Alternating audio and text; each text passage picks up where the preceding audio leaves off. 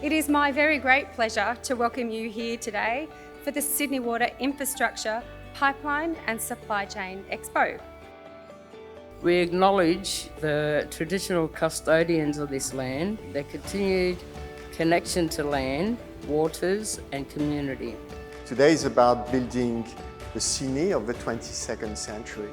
This is big. This is very different.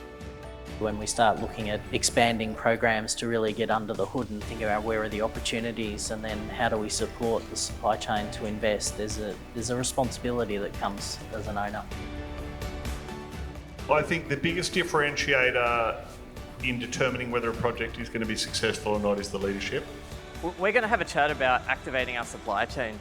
It's a move away from the take, make, waste approach to circularity. Guess what? The water sector also is a leader in this space. Our next segment is called Growing the First Nations Economy. And I think one of the key things is socialising in your businesses early the idea of Indigenous engagement. I'm Diane Thomas, I'm the Development Manager in Major Projects. It's nice to meet you all in person, outside and in the room. We have lots of interest in Sydney Water's Forward Pipeline. We also know that the interests represented in this room are very varied, from consulting, design to actual construction delivery. There is a room to play for everyone in the room for different projects.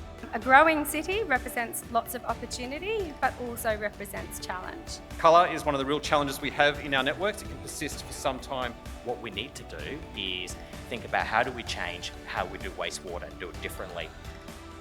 And we are quite intentionally looking at how we leverage some of the smaller contractors to help us fast-track delivery of the assets.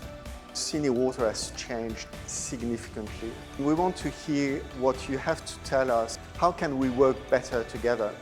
How can we be a better client so that we can really deliver for our customers?